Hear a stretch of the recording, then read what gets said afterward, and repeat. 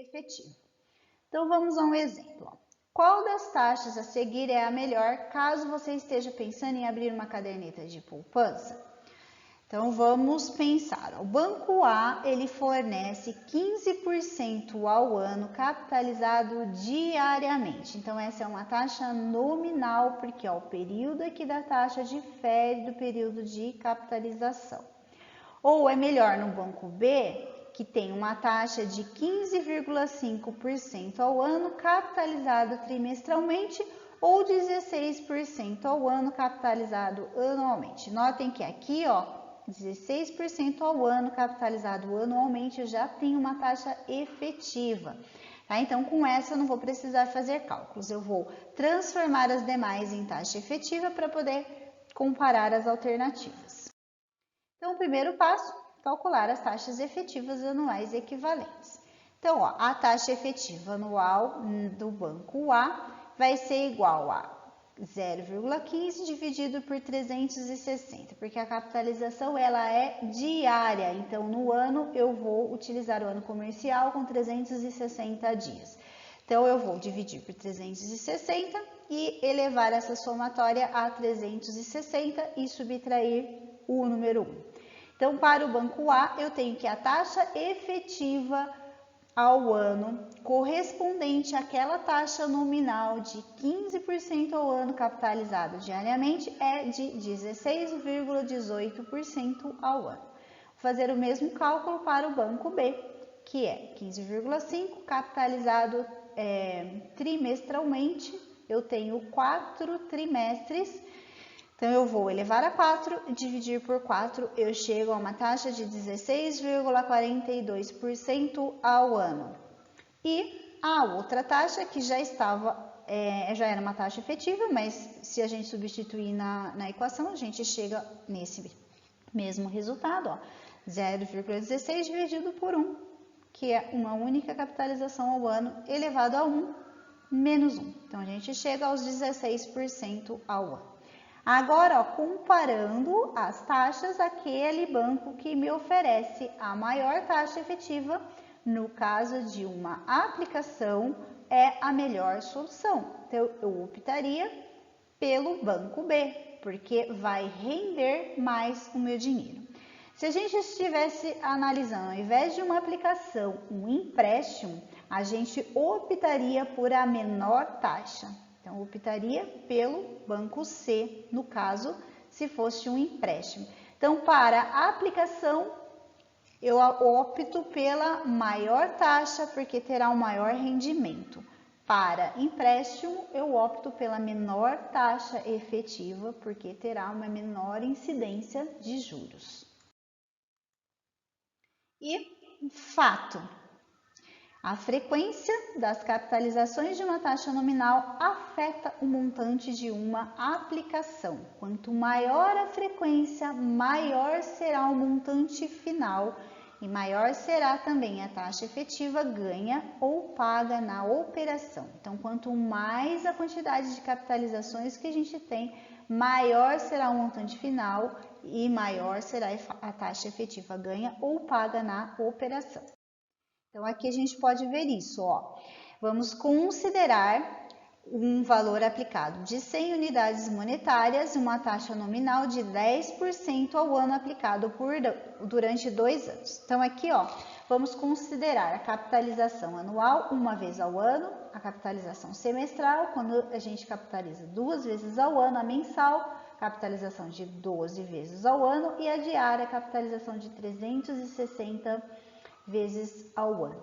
Então, aqui, ó, se a gente substituir nessa nossa equação, nós temos os seguintes montantes apresentados aqui na sequência.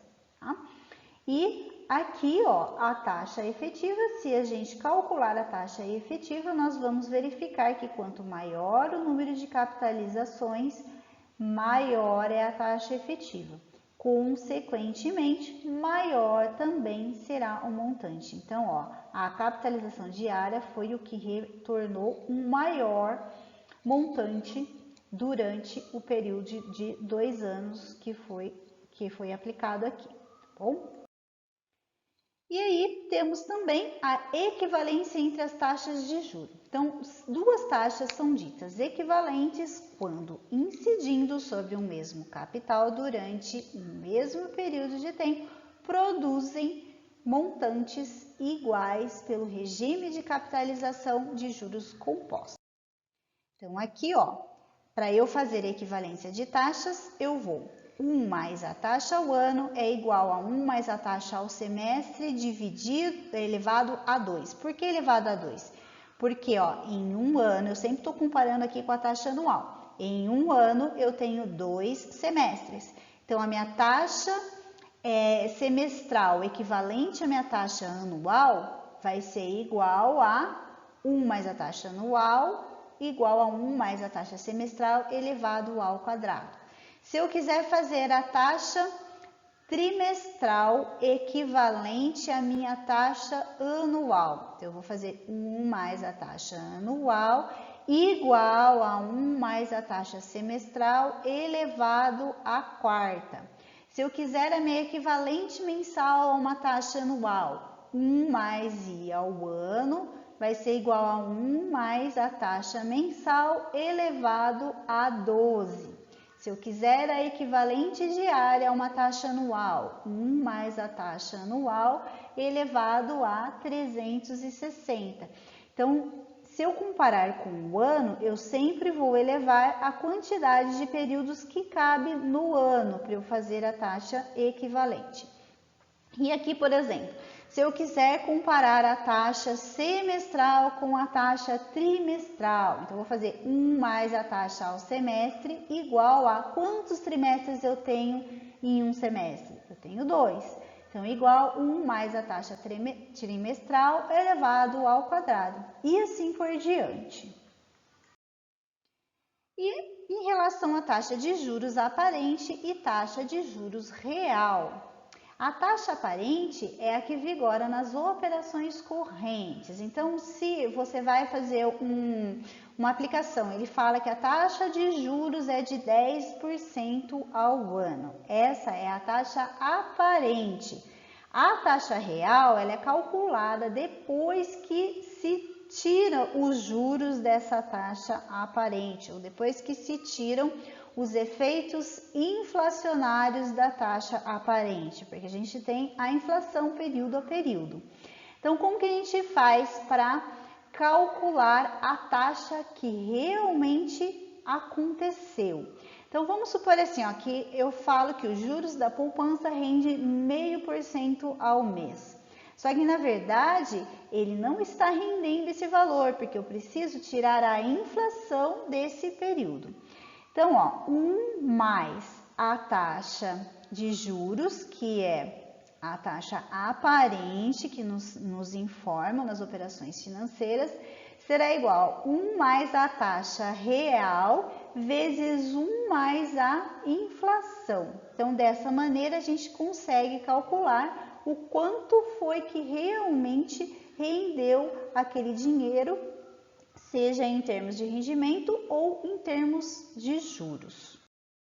Então, um exemplo, ó, o custo real de um empréstimo contratado a uma taxa efetiva aparente de 20%, considerando uma inflação para o mesmo período de 15%, é. Então, ó, 1 sobre a taxa real vai ser igual a 1 mais a taxa aparente dividido por 1 mais a inflação menos 1. Então, 1,20 dividido por 1,15 menos 1. Então, aqui nós teremos que a taxa real foi de 0,043478. Se a gente multiplicar por 100 para termos em porcentagem, nós vamos verificar que o que realmente rendeu foi 4,35%. Por quê? Porque desses 20%, 15% era em relação à inflação, tá? Então, não é só simplesmente eu tirar de 20% os 15% e vou ter um rendimento de 5%. Não é assim, porque nós estamos falando de juros compostos. Então, para se fazer uma taxa equivalente, nós precisamos utilizar essa equação. Por hoje é só e até a próxima.